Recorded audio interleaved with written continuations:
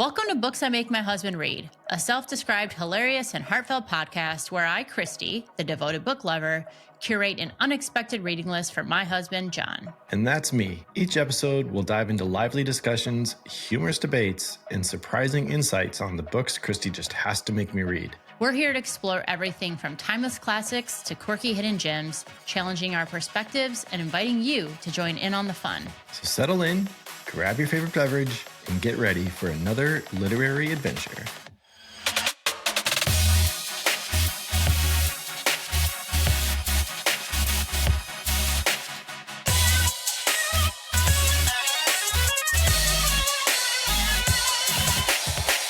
Hello, listeners, and welcome to Season 2, Episode 5 of Books I Make My Husband Read. I'm your host, Kristy. And I'm your co-host, John, the one that Kristy makes read all the books. Completely against his will. Yup. It's funny because it's true. This week, we'll be discussing The Family Experiment by John Marrs, a dark and brilliant speculative thriller about families, both real and virtual. This one was pretty fucking wild. I'm ready to talk about this one for sure. Yeah, me too. It was disturbing, yet felt very salient at this moment in time. That is very true. But before we get into all that fun stuff, we wanted to remind our listeners that the next two books in our lineup are The House on the Cerulean Sea by T.J. Klune and Say You'll Remember Me, Standing in a White Dress, Staring at the Sunset, Babe by Abby Jimenez. And remember that you can see the complete lineup of all these books for Season 2 and from Season 1 by visiting our website at booksimake.myhusbandread.com or by following us on Instagram at booksimake.myhusbandread. I heard that you emphasized make my husband read. Yeah. I mean, that is in the title. Literally in the title. And now for that spoiler-free book summary. The world's population is soaring, creating overcrowded cities and an economic crisis. And in the UK, the breaking point has arrived. A growing number of people can no longer afford to start families, much less raise them. But for those desperate to experience parenthood, there is an alternative. For a monthly subscription fee, clients can create a virtual child from scratch who they can access via the metaverse and a VR headset. To launch this new initiative, the company has created a reality TV show called The Family Experiment. It will follow families as they raise a virtual child from birth to the age of 18, but in a condensed 9-month time period. The prize? The right to keep their virtual child, or risk it all for the chance of a real baby. The Family Experiment is a dark and twisted thriller about the ultimate Tamagotchi. And hopefully there are people listening to us that still know what that is. A virtual baby. It was a virtual baby. I didn't have a Tamagotchi. Did you have a Tamagotchi? No. Yeah, me either. No, I We were did poor. not. But they were all over school. Okay, then. We are diving headfirst into spoiler territory with no lifeguard on duty. I So can't. be warned.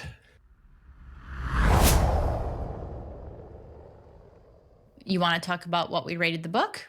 And I know for a fact I went first last time. Yeah. Okay. So, oh Lord, where to start with this book? I loved every minute of this book. Within the first few minutes, I was like, oh, this book is messed up. You said that to me. I You did. said, did you start this yet? Because it's messed up and I've been listening to it for 5 minutes. Yeah, I was like, yeah, totally 10 minutes or whatever it was. But I was hooked. I was immediately hooked. Listening to it was also really interesting because there are a lot of characters in this book, and it was done with multiple narrators, which helped keep each one kind of in their lane, and you remembered who was who a little bit easier that way. But despite the number of characters, like I didn't think any of them felt half-baked or that they didn't need to be there. They were all intentional. They were all complex in their own unique, messed up ways, and it just all came together. Messed up. It all came together so beautifully in the end. There's so much in this book that we could talk about that will probably never fit in this episode. So I'll save my more prescriptive thoughts for the questions. But what about you? Like, what was your initial thought? I gave this 5, by the way, like a straight 5 stars. Straight up. Straight up. I agree with everything you said. There was a lot of characters.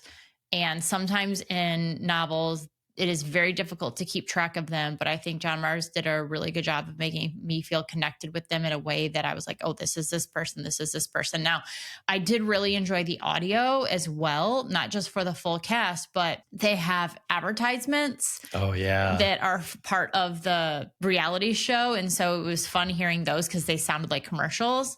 Mm-hmm. And there was different things like that. So I thought that was really uniquely done. I also enjoyed the pacing. He has a really great way of giving you just like a little nibble that leads to something else, but you don't find out for several chapters because you're reading the other characters. And that kept me just turning the pages or hitting play, I guess, on the audio in this instance. Yeah. It's all the same. I loved how everything kind of wrapped up in the end, and I don't mean with a neat little bow, but we got the full story of kind of what happened behind the scenes as the reality show, which we'll talk about, kind of has this terrible ending to it. And then we find out everything that was going on that led to that. And I think because if you don't get that as a listener, you're left with some questions, but I thought that was really well done. And I know we're going to talk about some of this. Slightly terrifying. I mean, we're in a moment in time when AI is huge. I use AI, you use AI. We're talking about it constantly at work. And we're being warned about it too, which I think personally think is a real concern. You know, things are going to be used for bad. So I think that John Marrs explores some of those like darker ways that it can be used. And I think it's done in a way that you're like, yeah, that's not cool. Yeah, really makes you question things. So this bleeds really well into my very first question, which is, did this novel feel particularly relevant to you at this moment in time of AI? Yeah. End of answer. Next, please. Next, please. I mean, some of the tech felt a little fantastical, but it also didn't. I know we still don't have jetpacks. Yeah, jetpacks. Yeah, but it like didn't feel out of the realm of possibility either. Like there are full body suits where they could, full haptic sensations and things like that. But I had mentioned to you over the weekend about how, we're learning all these AI tools and we're learning how to write good prompts for them so we get the responses that we want. And we are being conditioned right now to learn how to talk to robots. And I 100%. You kind of love that though. I know. And I think that'll happen in our lifetime. But in our lifetime, you think so? I do. Yeah. I'm so sad I'm going to miss the future. I know.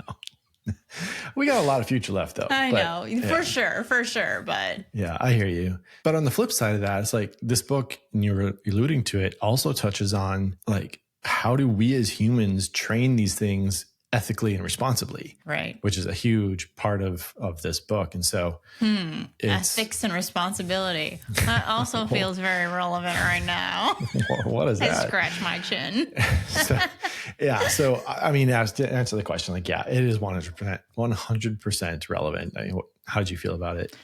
I felt the exact same way. I mean, it feels like this moment in time where this is really happening or this is the future. But I have another question because I feel like maybe I don't understand VR. We don't have like a VR headset or anything like that. And then I see these commercials with people like moving around in their living rooms or videos where like people run and forget they have a headset on. They're like running in a game. I don't know. Yeah. So you have in the book these people that are like in a room and they're doing all these things from this room, I assume, but they're like hiking Machu Picchu and like going on a safari or riding a roller coaster. Like, how do you do that by just standing still? Like, how do you actually really experience it? Like, how do you walk? I felt confused by that, but maybe that's a me thing. And maybe I'm just not understanding virtual reality. I mean, I obviously don't fully understand it either. I had a lot of the same thoughts. I mean, those were the parts that I felt were a bit fantastical about the more tech. like the Matrix. Yeah. That's a great analogy because there were parts in the book when like Izzy discovers Tina in the metaverse baking with Belle and she's talking aloud. She's moving her arms around. Right. But the rest of her body isn't moving. That's really like the only thing I could think that they're like moving it with their minds or something and like visualizing. Now they're Jedi? Yeah, now they're Jedi. Yeah. It's a From Jedi the mind Matrix trick. to Star Wars. Yeah, but a Matrix is probably a better analogy, right? Like they plug in like that and they're stationary in the chairs, but they're clearly moving around in a world. So I don't know. Let's buy a VR headset and find out. Any sponsors out there? Yeah. That would be great. Anyway. All right, so let's dive into some of the specific characters. First, we have Cadman and Gabriel. Cadman is a social media influencer and uses the experiment to boost his public image, while his partner Gabriel seems more reserved. How did their differing motivations affect their parenting approach to their virtual child, River? Cadman and Gabriel. I think the most obvious way their parenting style was impacted was where their individual priorities were put. Gabriel spent all of his time with River and made River the priority, sharing experiences together. He was building trust with this virtual child versus Cadman, who was basically exploiting River at every possible chance. He was. He was. But he also, I mean, to be fair, I did not like Cadman. He was one I like, get out of here. But he was the one person experiment who really wrapped his head around like, this is not a person. Yeah. This is a virtual thing. This is a bot, whatever you want to call it. And that is hard for some people to wrap their head around. And I actually thought about this with the Tamagotchi because I remember when I was little, people were obsessed with them. But to me, I was like, what is the point?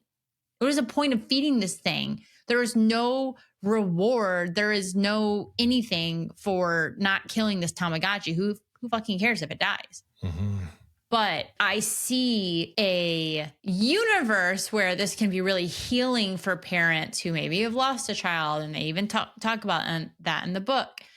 But I appreciate that about Cadman. He's like, it's not a real kid. Yeah. He was still he was wildly infuriating though. For sure. Absolutely. I still felt like, get out of here. Yeah. The way he treated Gabriel. And, yeah, that's different. Yeah. I'm talking about in relation to the child itself. He was in it to increase his social status as a social media influencer because he had lost status when Gabriel went through his stuff. And not just status, but also financially as well. Yeah. So he was inferior. He treated Gabriel like shit. I don't think really loved Gabriel and basically says that. He cared more about controlling him than caring for him. But I think what ends up happening to Cadman and Gabriel is you see the fractures in not just their relationship, but why they came into it, like piece by piece. You find out Cadman actually has no intention of keeping this child. Gabriel actually is trying to be a good parent, is falling in love with this child, wants to continue to raise it. But because they don't have a good foundation within the relationship together, it just all falls apart. Yeah. Literally right in front of them. Oh, yeah, it's true. So our next couple is Woody and Tina, and they are hiding a significant secret about their daughter, Izzy. How did their actions influence your perception of them as parents? Do you think they made the right choice to hide their daughter? Oh, man. Out of all the contestants, I think this couple might be tragic. Yes. I don't know what the right adjective is, but it was definitely tragic. I mean, I think one specific person is to blame within the tragedy. It's still tragic. Yeah, agreed. I was rooting for them at first. Again, I should have known better, but once Izzy was revealed, I was like, what the fuck? So no, I do not think they made the right choice to hide her. There's so many levels of fucked up, especially as her story continues to unfold, and that she didn't really kill that boy. But on top of that, then they made Belle an exact replica of Izzy. That's was so messed up for me. So yeah, go ahead. I know you have a ton of thoughts on this. So we talked about this. So it is one thing. Okay, look, no parent wants to hear this, but if you have multiple children, there are some that you like better than others. Don't fool yourself. You might love them all and do anything for them, but you just naturally, you like people better than other people. And you're going to have children that you like better than your other children because you have more in common, or you can talk about things. That's life. Doesn't mean you wouldn't do anything for your kids. But every now and then, someone has a child that they just do not like. Okay. I read a book recently, and this parent wrote a note to one of her children. It said, "You are not the child I wanted, but you are the child I deserved." Nice. So there are parents who probably feel that way. Okay, that aside. Okay. Izzy has some serious mental health problems. She is probably psychopathic in some way, shape, or form, or has psychopathic tendencies. And they think she killed a young boy. Turns out she didn't. She actually thinks she did, but turns out she didn't. So instead of her going to juvenile detention, they keep her under essentially like house arrest. Like this seems this is an option for them. But they move away from the place that they were and they like hide her. So no one in this new neighborhood of where they are like knows Izzy exists. And she's like in their basement and doesn't see the light of day. Okay. The messed up part is this virtual child that they create for this competition, because the parents got to like choose the gender, choose what they looked like, all those things. They made it look like Izzy. It's Isabel is Izzy's full name. And so they named the daughter Isabel, but call her Belle. So they made a do-over the same child. So the mother really like, I don't want to say hates, but does not love her daughter because she thinks she's done these terrible things. And there was other things happening, like she was abusive to animals, blah, blah, blah. But it is one thing not to love your child. It is another to create a replica to get a do-over. Like, I don't understand. Yeah. Yep. What? Oh. I mean, yeah. So here's what's messed up to me is you have these ill feelings toward a daughter who you've had for years and years, and that is built up. But then you created a new daughter that looked the same and you expect to have different feelings? Yeah, I don't know. Maybe they thought duplicating it would give them an advantage because they could feel like they had experience already and they could relate with this duplicate. I don't know. Even me trying to explain it doesn't make any sense. Like there's no, I can't think of a rational I guess reason. it's like they want, I mean, especially the mother, Zoe. Yep. Tina. Tina, get your ham. Especially Tina, she maybe wants to look at her daughter in a loving way, but can't. Maybe. I mean, throwing her a bone here. Yeah, a tiny little bone. All right, let's talk about Selena and Jaden. Okay. At one point, the couple was separated because Jaden had lost all of their savings specifically set aside to start a family through IVF. We find out that Jaden has also fathered multiple children with women, which comes to light during the family experiment. Sure does. And he was paid money to do so. What did you think of this storyline? Do you think he got the ending he deserved? First, no. I don't think he deserved being bludgeoned to death, but he obviously didn't deserve Selena either. No, for sure. For sure. As far as this couple, like my heart broke for Selena. She seemed genuine and wanted it with all of her heart to try again and to be right. You know, here was another chance they were getting to have a family, or at least try one out with Jaden to see how it felt. You know, even though her gut was telling her really from the beginning that something was off, not right.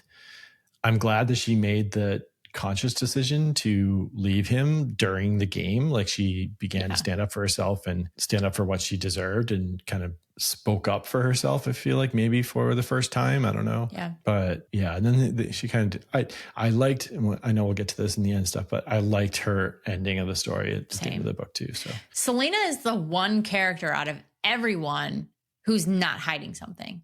Oh shit, you're right. She's actually fucking normal. Yeah, I hadn't put that together here. Yeah, you're absolutely right. She is the only one not hiding something, and the only one that they could get dirt on was Jaden. Yeah. Probably to a certain extent, she was trying to protect him so that wouldn't come out, but she certainly wasn't. She didn't have any dark secrets of her own that she was, keeping hidden. Yeah. Okay, let's talk though specifically. What did you think about him sleeping with other women to get money to help replenish some of their savings. Is this how guys think? Like, he didn't go to the sperm bank. He went and slept with these women and acted like no big deal. Yeah, no, that is not normal for normal mankind, males, species, whatever, us. Oh, so just wrong. Like, I don't even know what other word I could use for it. Like, when it first came up, I'm like, okay, he probably donated to a sperm bank to get the money. I'm like, yeah, I get it. You didn't tell her because of XYZ reasons. Maybe you're embarrassed. Maybe you're trying to make it up yourself, whatever. But then when it comes uncovered that, no, he actually like physically slept with these women over and over until they got pregnant. Yes. Like, bro, actually, how do you not think that's wrong? Yeah, I was like, I would have bludgeoned you. Maybe not to death, but shit, giving us a bad name, man. Yeah, I had the same thought because they asked, like, do you think he's having an affair? And she was very adamant. She's like, no, like, I don't think that at all. Yeah, I do think he cared for her, but I think he also I think he needed her. I mean, I think he loves Selena. I think in his own messed up way was trying to fix something. And he had this addiction that he probably feels tremendous guilt for. And so in his mind, he's like, I'm doing this better thing. This thing is bad I'm doing, but I'm also trying to make up. Yeah. I'm not excusing his behavior by any means, but I think that I do think he loved her and cared about her. I don't question that at all. Yeah. All right. Next on our list is Dimitri and Zoe. They are grieving the loss of their real world son, Adam, who went missing years ago. What did you think of Zoe's doll that she had hidden in the loft, which she also names Adam? Did you think this was creepy or a legitimate coping mechanism? Okay. Yes. Initially, I thought it was creepy as hell. And I was like, what is happening? I remember just shaking my head when they introduced this and my mouth was agape and I'm just like, what is wrong with this person? But then you get her story and you get a little bit more revealed and you peel back the onion a little bit. Just a little bit. And you understand why she's doing it. You get to hear that she doesn't see the doll as a real person or a replacement of Adam, but it was a comfort during a very traumatic time that she wasn't getting from Dimitri, her partner. And when she said, I lost a son that day too, that really resonated. Like, I feel like, actually, I think that can probably happen in a lot of relationships when tragedy happens, that one person feels like they have to be the rock for the other and they actually miss out on their own grief and their own grieving process and things like that. So as that whole story, which is when couples lose children, I imagine, I don't know this to be certain, but I imagine that is a lot of times what tears, because it's hard to survive that. And I think it's probably for that exact reason. I mean, sure, there's a number of reasons, but I imagine a big one is that. Well, and especially the story that they were selling on how it happened, like it could have been very easy to point fingers and it was your fault, no, it was your fault or whatever. But I was happy to see him come back and like really start to hear her and understand why she was doing it. He goes up to the loft and he says, I want to understand. Yeah. And just sits there and asks her questions and really listens instead of just really dismissing what he sees as being not crazy. That's not the right word, but disturbing. He really tries to listen. So that's what I think. What did you think about Dimitri and Zoe? I really liked them up until I didn't. When you find out more, like you find out at the end. I think like you, I thought the doll was creepy at first, specifically that she's hiding it. But she's very clear that she knows this is not a real child. Right. This is her way of releasing anxiety. I mean, everyone has coping mechanisms and this was hers. So she talks that, I know this isn't real. This is not Adam. This is not anything. So I didn't find it creepy because, hey, we all have to have a way to get through it. And I mean, she's doing something that's not harmful to anybody in order to, deal with this tragic loss. Yeah. So continuing on with the depth of Dimitri and Zoe's story, Knowing the information they knew or that they thought they did, do you think that they actually made a good decision in giving Adam away? Or did you think this was naive of them and that they were looking for a way out? This is a really complex question because it requires us a little to be able to empathize with that level of despair and hopelessness, and not just at the level, but from what it sounded like, how long it had gone on. And they were sold a very different story than what the reality was. It's a little bit easier now to judge them with all the facts, but what they thought they were doing was giving their son a better life.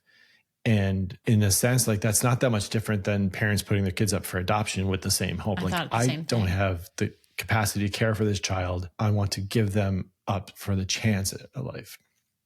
Now, that said, those parents who feel that way, that are giving their kids up for adoption, they don't wipe their memories by stabbing a syringe into their eyeball and then staging the disappearance / death. And so that part of it is a little hard to swallow. Right. And not like hard not to judge on them for that. But, ultimately Adam did get a better life, and what they hoped for him did wind up happening. So, albeit a very, very different path than what they were told. I felt the same way as you. I'm like, well, there are parents who every day give up their child for adoption. I mean, some right away, and then some, it happens later in life. So this is not an uncommon thing. But you're right. The wiping the memory thing, again, I thought, okay, this is a futuristic society. Who knows? Maybe they don't want Adam to have this grief. But the staging of his death, if you truly only cared about the betterment of your son's future, you would have just given him up for adoption and told people that. Yeah. But instead, you wanted people to feel bad for you. And that is not okay. I agree. That is where, and to me, they knew something was not quite right, or they weren't thinking quite right. And when you give a child up for adoption, your debts aren't getting wiped out the way that this happened either. So that does add a slightly different level of dynamic to it. But yeah, I think we saw that storyline very similarly. Yeah. So we've mentioned Hudson a couple times, but he's the only participant in the competition who is single. And as we learn more about his background story and his connection to the Ararat facility, it seems obvious to me that he would play a greater part in the story. Did you have suspicions about him from the start? And did you predict any of the twists in the story? I definitely felt he was going to have a larger role than any of the other contestants. I got that sense he was up to something. I think because we got a piece of his origin story, even though we didn't really know who he was throughout, just the name Hudson made the connection through. And so I figure he's in this game for a reason. Has a part to play. I actually thought that the kids that were being trafficked in the beginning, my initial projection of that was that these kids were kind of like the Matrix again. They were going to get plugged in and they were going to act as the child avatars in a way to make them be more real. So they were actually real kids behind the curtain, so to speak. That was one thought that I had very early on in the book. Obviously, we discover it's way worse than that. That's true. But I was rooting for him early on because I had already sort of built up some empathy for him. I did think he was going to turn out to be the Adam at one point, but I did not see the twist at the end that he was the boy that Adam had saved. I thought that was brilliant writing. Yes. The way that all tied together. It's just crazy. Yeah, because as I'm listening and putting all the pieces together, I was like, oh my gosh, he's Adam. Yeah. And then he ends up being not Adam. I was like, oh, that's way better. Way better, yeah. So you obviously read a lot more than me. I feel like you get in tune with these sort of things better than I do. So what were parts of his story? What did you think? Yeah, so I definitely felt that Hudson was going to play a larger role. We're getting a different side of his background story because I think it seemed obvious to me that what he was experiencing is related to the family experiment in a way that we're getting background stories from other characters, but his is specific to the AI portion. Yep. So I felt like it had to do that. He's the only single guy. I thought he was like maybe a plant for the company for a while. Interesting. So I feel like I was following the breadcrumbs there. I was thinking he was Adam. He ends up being the other boy that Adam saves. Again, I think that is brilliant writing. It was better than him being Adam, because in the moment, Dimitri and Zoe are confronted with this reality that they think Adam died. Like, you sent your son to live a better life and he actually didn't even make it through the day. He died. Right. And I was like, oh my God, that's so devastating. But it was so good. Like, it's so good.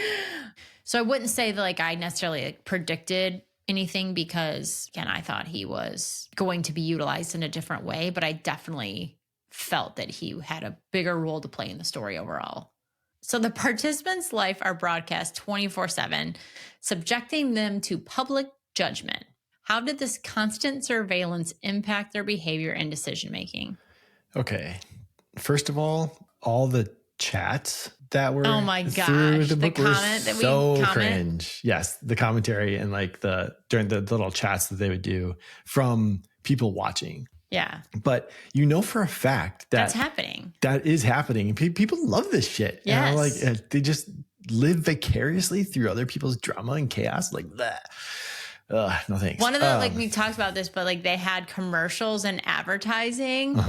And one of them was, if you are watching The Family Experiment more than 8 hours a day, you might like be suffering from XYZ. Yeah, suffering from XYZ. And I'm like, some people need that notice now. If you are on TikTok more than 8 hours a day, please seek help. Seriously. Oh my goodness. Okay. Anyway, I digress. Back to your question.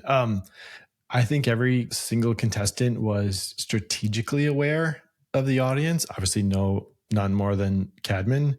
Behaviorally, I think it forced them to always be positive on camera and, go for the more red hearts than the black hearts. And so I think that probably didn't allow them to think about how would I discipline this child in a way, because they didn't want to have that negativity. Well, they're under a microscope. I can't even imagine, like, all parents make mistakes, and all parents are not always their best selves, because you are human just like your child is. So having to constantly be under surveillance and having it judged, I can't even imagine. No, I mean, it made me think of public figures in our real world, constantly being followed. I mean, there are some public figures though that need the black hearts to float in front of their faces sometimes. And just block them out. Yeah, no shit.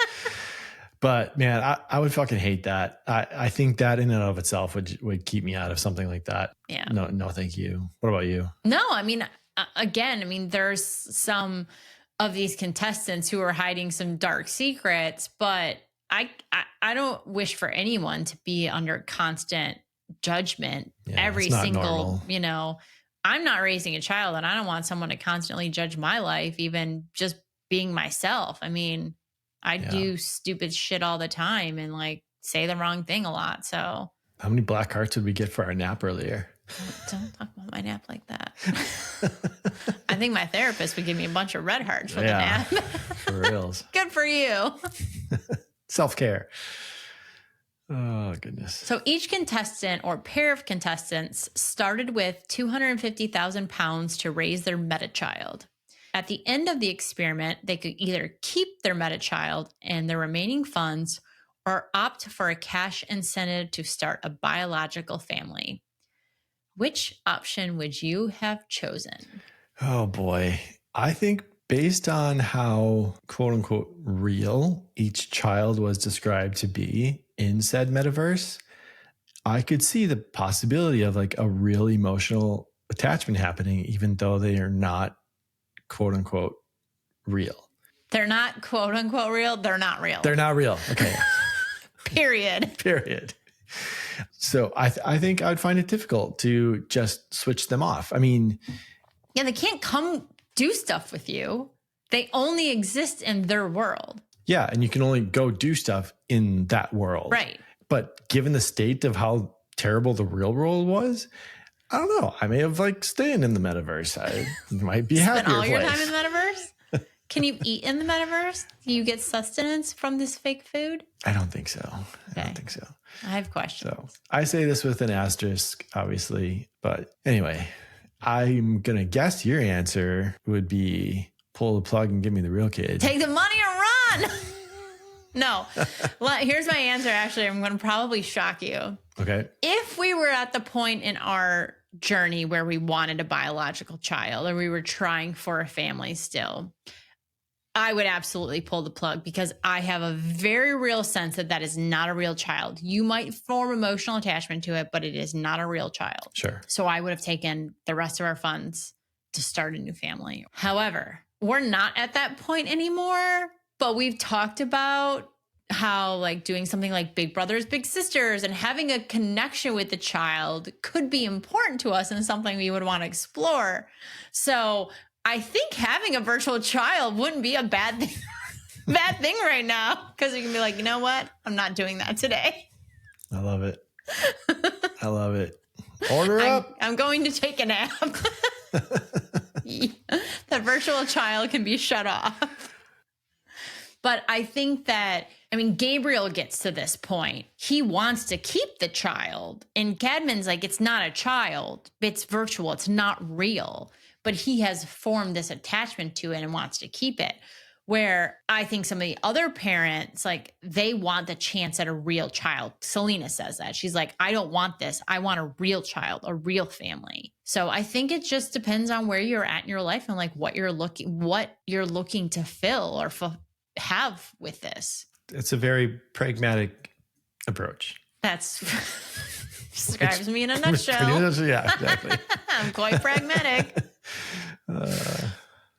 Nailed it. So we've touched on this a bit, but in the book, there's a debate, I'll say, that comes up numerous times about the virtual children being actual children versus the reality that they are only bots and that there is no great harm in just shutting them off. Where did you land in this debate? Oh, man.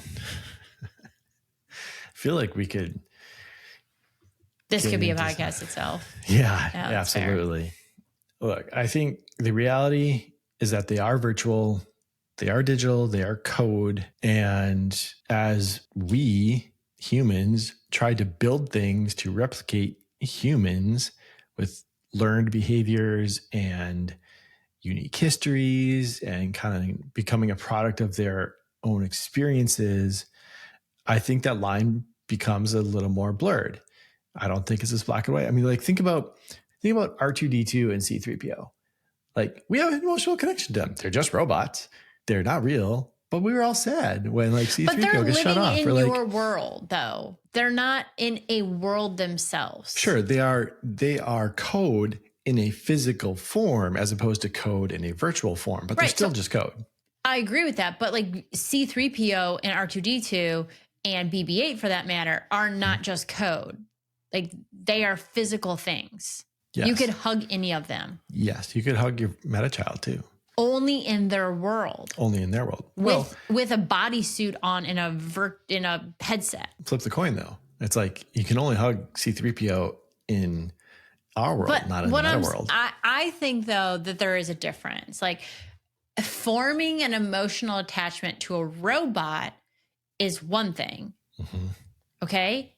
Because you're experiencing that thing in your world and doing things with it. And I could sit down for a meal with that. They can't eat, but I could sit down for a meal with them. I have to go somewhere else and dress in a different way and put special things on to access this world. Yes, I can go anywhere in the world. I can go to any point in time, which was also really fucking cool in the book. Yeah, no shit. But I can only go do that there. I think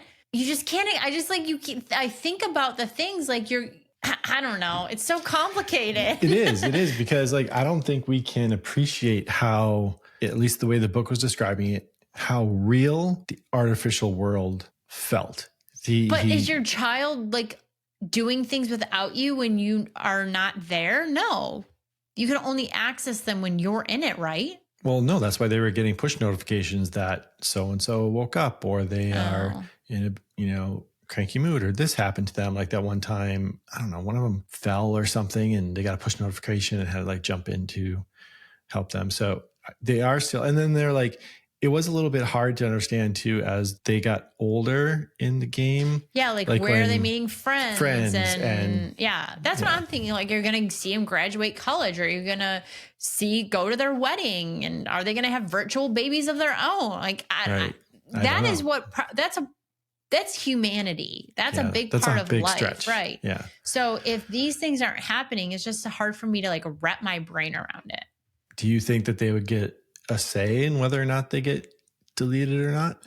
So this reminded me of Severance, which I think is the best show on television right now. And if you haven't watched it, absolutely watch it. I will not spoil anything.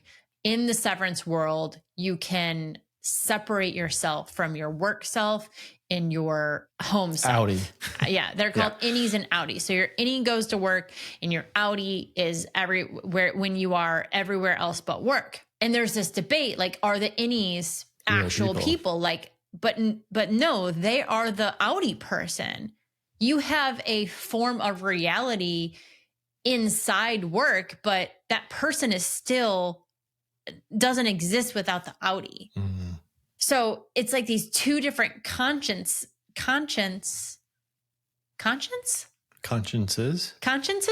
Yeah, I think that's right. And again, it's hard to, it's hard to wrap your head around it. Yes, it's hard to wrap your head around it. Because part of me thinks like, no, like you are the outie, but it's not necessarily true for the innie in that reality. Like, they are having their own life and their own experiences. Right. So, which is the state of the meta child in this book. It's like they are becoming a product of the parenting and their environment and everything else. And so that is humanity as well. Like, that is learned behavior that informs who you become. Right. So I don't know. I don't have a good answer. I don't know either.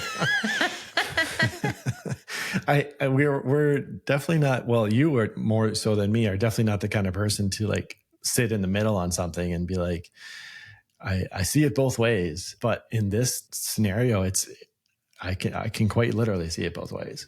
Well, it's not that I don't see things both ways. I just also feel in a lot of instances, and it's important to have a point of view. But in this instance, I'm not sure, because I think this is part of the problem with AI. Like, we don't know. Yep. I mean, right now at this point in time, when I think about it correlating to Tamagotchi, I'm like, no, it's not a thing. It is something that does not exist.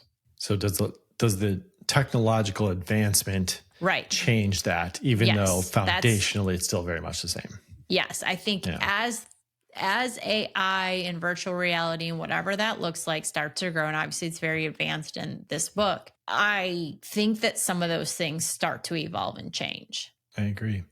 Which brings me to my next question. Did the ethical implications of parenting a virtual child resonate with you? How do you think society would react to such a concept?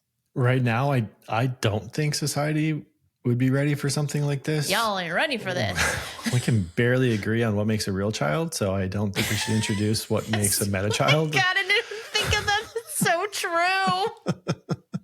So no, we're not ready for it. But I mean, can you expand on what you mean by ethical implications of parenting? Like, what do you mean by that? Yeah, I think that we see kind of people fall in like, this isn't a real child. It does not have rights, but so to speak. I mean, there are two children in the book virtual children, they get murdered. Yeah.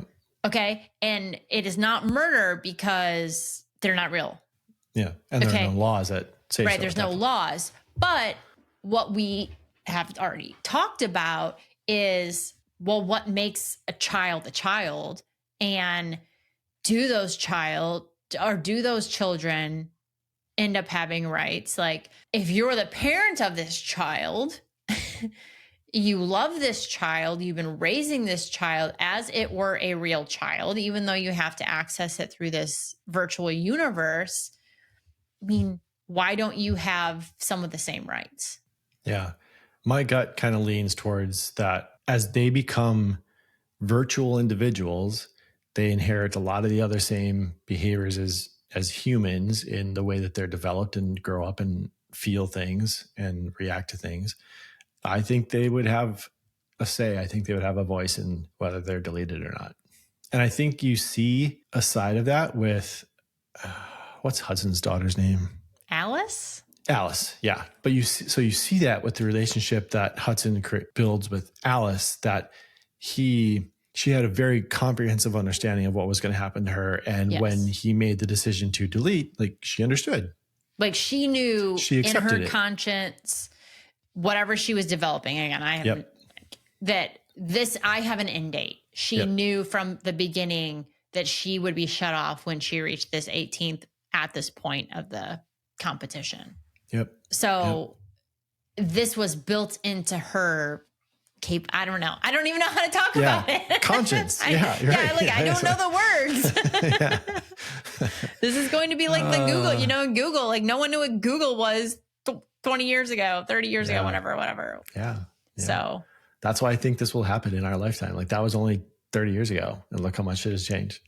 Yeah. I think that is society ready for this concept? I guess my original question was, how do you think society is going to react for people who are raising, biological human children versus people who are raising virtual children? I think it'll be all kinds of judgy. Yeah. So, final question, sort of. I always have my last wrap-up question. But would you ever volunteer for something like the family experiment? Fuck no. No chance. No, sir, I do not think I will do that. But not because of the idea of it. There's no way I could personally handle the 24/7 exposure thing. I would crumble. I would just not enjoy that one bit. Would you? I don't think so. I don't love I don't love reality TV in general. To even watch it, to be a contestant on it, no. Yeah. No, thank you. I agree. Especially for something like parenting. Right. No, I do not need people scrutinizing me. The internet is a bad place. Yeah, we have real humans that'll do that plenty. Right, exactly. You're going to get enough judgment from every person, and a lot of those people are related to you. You don't need to be on TV and get judgment from strangers. Yeah, 100% agree. All right, so now the actual last question. Yes. Do you have any final thoughts on the book? Would you recommend this to our listeners, or should they exit the simulation? Nice. I would, and I would just say, go into it with an open mind, because it challenges some things that you think it makes you think, how would I have reacted to this, or how would I be in this scenario? Which is just, it's great writing. Characters are awesome. The ending is awesome. I want to read more by John Mars, but you have to allow me to read more by John Mars before I can read more by John Mars. I do not limit the books you can read. I only make you read certain ones. You can read. I read other books. I know. I'm not only reading the books that we're talking about here. I know. I just choose to use that other time for other things. Yes. But maybe in this case, because I enjoyed this one so much, I would maybe fill that time with another one of his books, because I love this genre. I love this kind of book. It's right up my alley.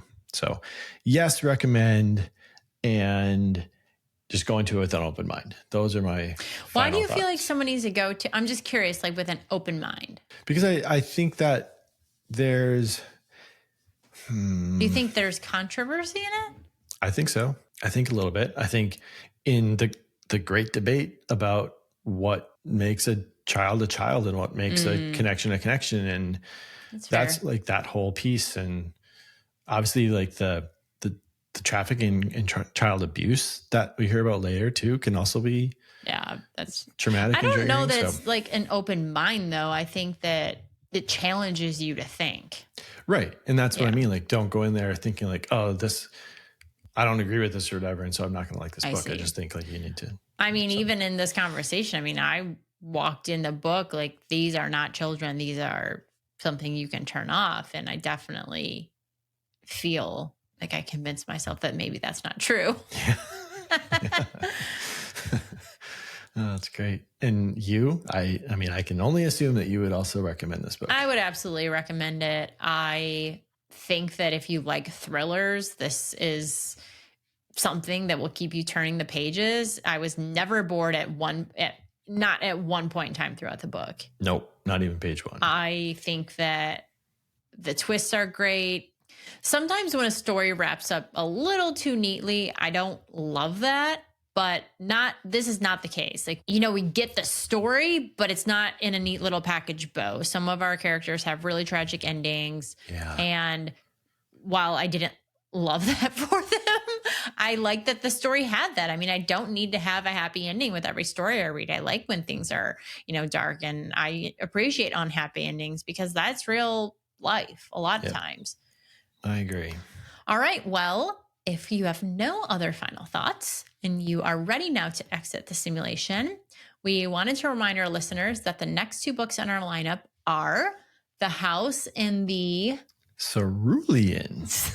The House in the Cerulean Sea by TJ Klune and Say You'll Remember Me by Abby Jimenez, which we just got today in the mail because it is actually the release date. Woo woo. It's not if you're listening to this live, but it is when we are recording that. And John is so excited. So excited. You didn't sound excited, but I actually know that you are. I know, I am excited. I loved Just for the Summer last season. So I'm ready to read another one of hers and see how it compares. Yes. And as always, don't forget that a free way to support our show is by leaving us a review and rating us on Apple Podcasts. We are desperately asking our listeners to please give us a rating on Apple Podcasts or on Spotify. It does help other people find our show, so we would appreciate it if you would take the time to do that. But that's it. That is it. That is another one in the books, and I loved it. Is it in the virtual books? Oh, maybe. Can I Did actually it really close it happen? Then? Well, who knows? Maybe this will be the one your husband reads. He should. You'd love it. Okay, then, signing off. Bye-bye. Bye-bye. Unplugging. Simulation ended.